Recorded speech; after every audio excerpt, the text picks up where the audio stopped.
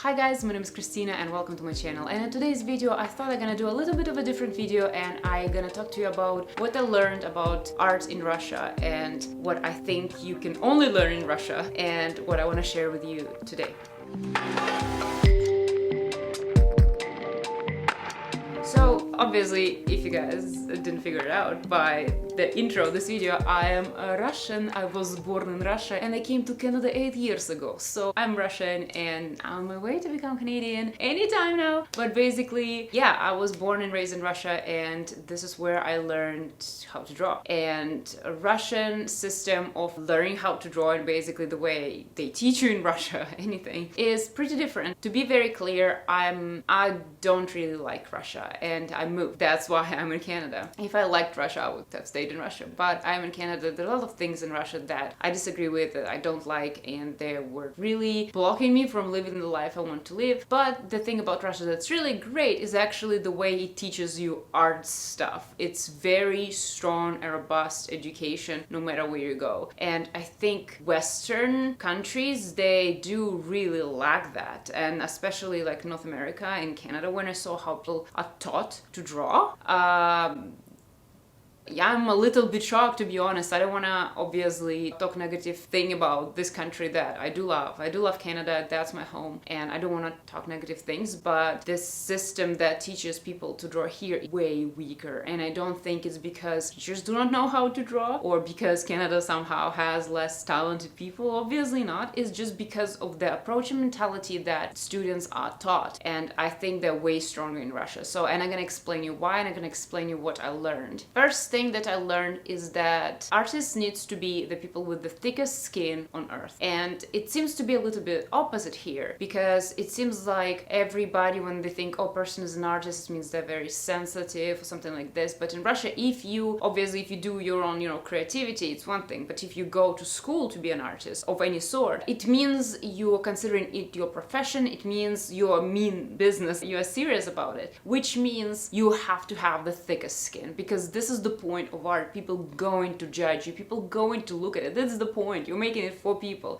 to consume. This is the point. And you have to understand that you will get feedback. This is something that you will most probably get all sorts of feedback of, because art is subjective, creativity is subjective to a certain degree. We're gonna talk about this later on in the video, but basically some people are not gonna just like it. It's not something like being a lawyer where you can be like, well, I know those laws, and everybody's, yeah, you know those laws, good for you. In art, it's not really like this all the time. Sometimes some things are just not working for other people. Sometimes people just don't like certain things, and you have to expect to just take it. People will hate it, people can say a disgusting word, or they can, really, really hate your art and think it's stupid, and you should be cool with that. And it's in Russia, it's not even like try to be cool with it, it's just suck it up, be cool with that. That's part of the job. And I think it's very important to know, because you cannot really improve if you're constantly afraid to have your heart broken if somebody doesn't like what you do. You have to be like totally cool with that. If somebody doesn't like you, should be like unbothered, completely unbothered. And because otherwise it's very hard to become a good artist, because to become good you have always look for flaws at what you do to improve it. You always see the areas that need more work and add this work. If you're never criticizing yours like this, or you're never like able to filter what people are saying about your art, you're not able to progress, and you are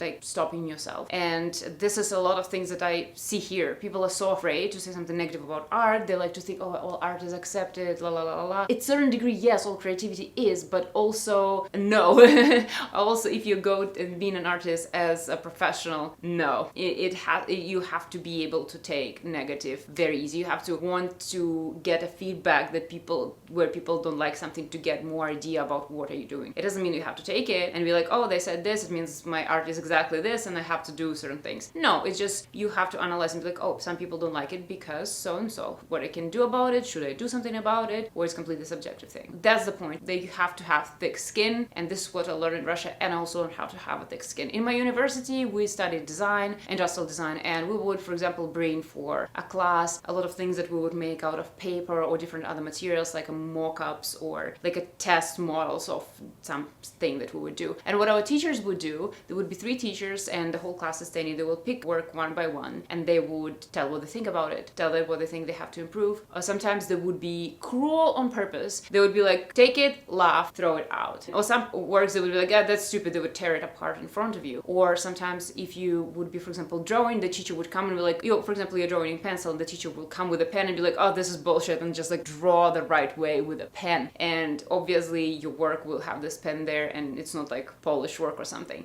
So it has to be okay, because art is always learning. If your heart is breaking, if I'm saying this, it means it's maybe, I'm pretty sure it's going to be beneficial for you to work to the stage where you don't care. Because if it's a profession, a job, it's important to be able to take criticism and be able to take something like this. You trust me, you're going to be stronger artist because of this. Second point that I learned about art there, and I'm talking visual art, is that there is grammar to art and you have to know it. Before you're gonna break any rule in art, you have to know the rules. You can do anything, you can break them, you can do whatever, but you need to know them. Just because when you break the rules don't exist because somebody came and said, oh, I want all art done this way from now on. It's not the point. People throughout years and hundreds of years and thousands of years figure out what works to create what effect. So for example, the rules of composition, they exist because, not because you have to do it or you're wrong and so it doesn't make sense. No, it makes sense in the sense that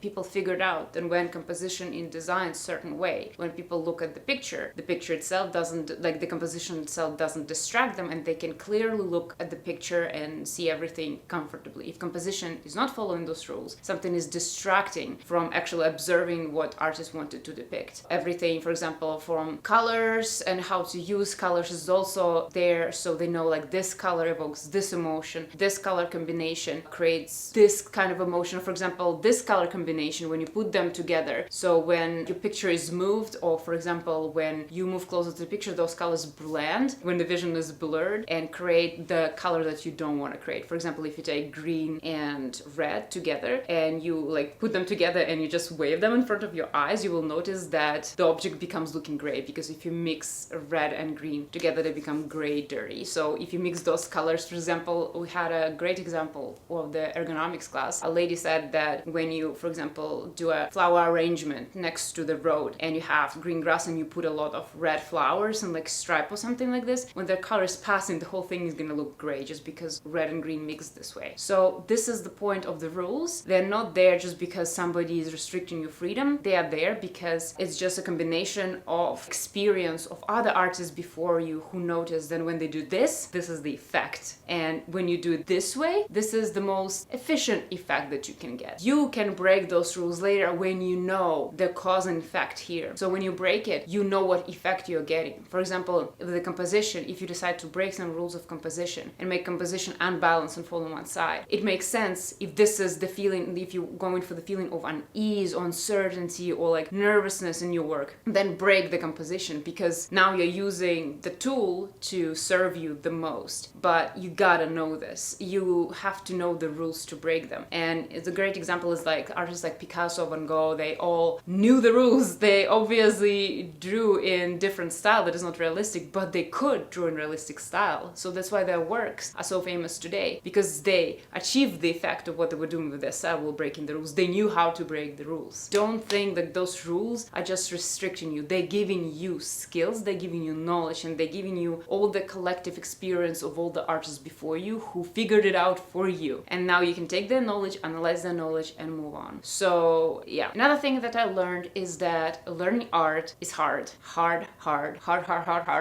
Of course, it's also extremely enjoyable and it's lovely, and if it's your calling, it gives purpose to your life. But it is also hard. And if it's not hard, you're not doing it right. And I'm not saying suffering by hard. I'm saying to learn something and to get good, you have to put in work. Just to draw when you feel like drawing, or just draw to feel happy. Again, I'm talking professional level. You're not gonna get anywhere. This is not how it works. You have to, if something is not working, you have to go and analyze why it's not working, why your drawing doesn't look right. Analyze, figure out, try again, get upset that it doesn't work, do it again, do it again, do it again. So you have to put a lot of work into art. Artists who you look at their work and this is like, boom, awesome. It's because they put a lot of work. It's because they put a lot of hours. It's because they were thinking what I can do better, why it's not working, why it's working for this artist, why it's not working for me. Let me figure it out. It's hard work. There's no way around it. And this is another thing that I'm not really happy about in like a Western art tradition. A lot of art, obviously there's a lot of great artists here, and there's a lot of artists who just call art just creativity, and creativity is art for me different. Creativity is just expressing yourself. You can do whatever you want, but art is a craft, and it cannot be just, you know, doing something. You have to put knowledge and skill in there, and it should be the norm, I think. At least like in Russia, this is how it is. It's, if you call yourself an artist, in another word, a craftsman of this like skill, basically, you have to have a vast knowledge and vast understanding how things work. And in Russia, even like, it's not just about what you draw, it's about how you do this, like the way you hold your pen, the way you do your strokes and everything. So for example, if you draw on like a board, so you have to hold, I'm gonna show you. So if you draw on the board, you cannot hold your pen like this, like as if you're writing. It should be completely different, just because the board is big. If you want to do like a flat line like this, just your fingers, they can never produce this. You have to create the motion from your elbow, so you have to hold your pen like this and just create like line like this. For example, in our school, they would just give us a huge board, and we should create lines that are parallel, they have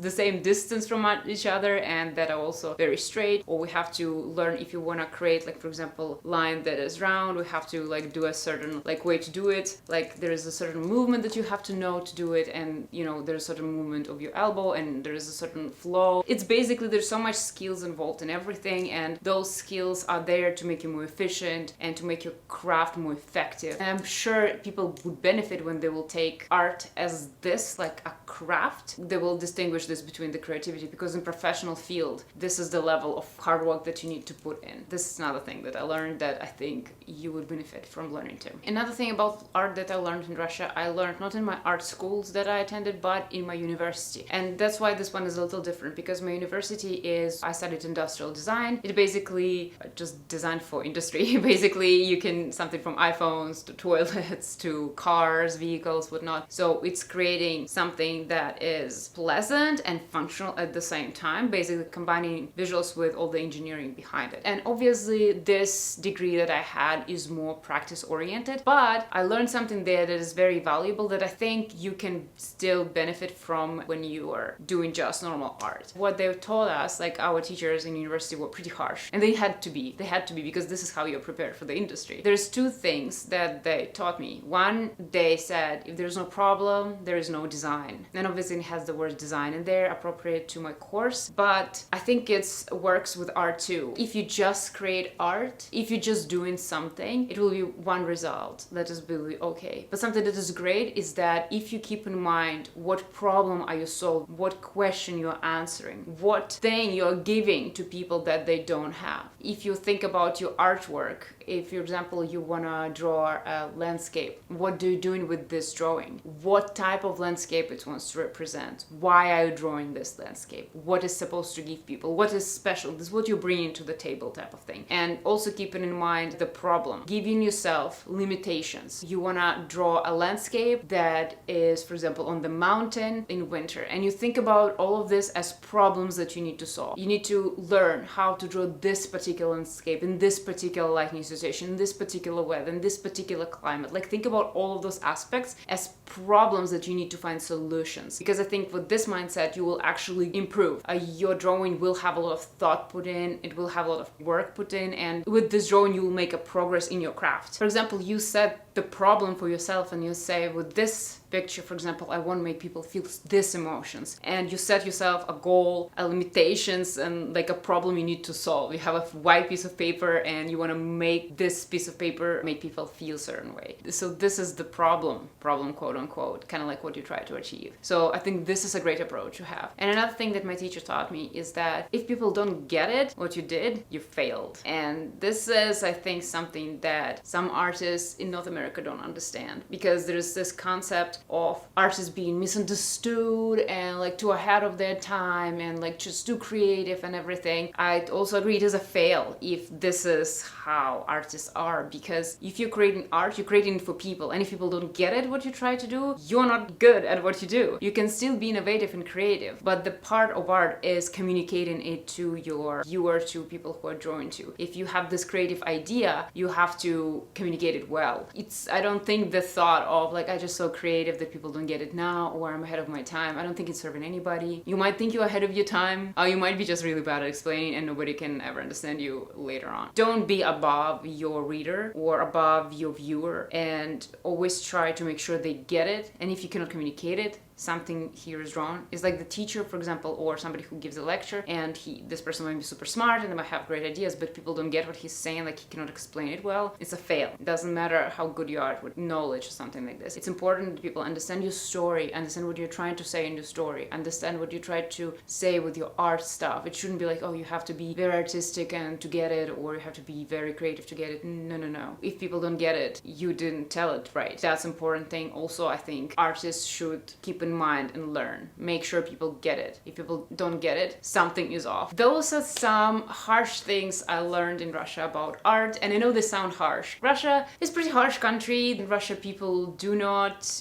hold your hand all your life and tell you that everything's gonna be okay, just do you, just find your peace and find good things in you. And it is bad in certain areas, but for example, in the way to teach you how to have a robust skill in art, it's important to be harsh, it's important to be strict. And I think that in North America sometimes art and discipline, hard work and harshness don't go together for some reason. It's almost opposite, but the way I was brought up and the way I learned my craft is that it should be together. It has to be, otherwise you're not gonna get as good as you can. So I think even though those advices can sound harsh, I think they can be really, really helpful for you once you overcome resistance to them. And again, I prefer to be in Canada. I'm not really a fan of Russia, but I'm really grateful for what Russia did to my art knowledge and for my craft. And this is due to all these harsh lessons and harsh philosophies and the concept how artists should be and how you learn art. So I hope you were able to stay till the end of the video and handle all these harsh thoughts, but I hope that it can be helpful for you. I really try to share what I learned the hard way for you guys so that you don't have to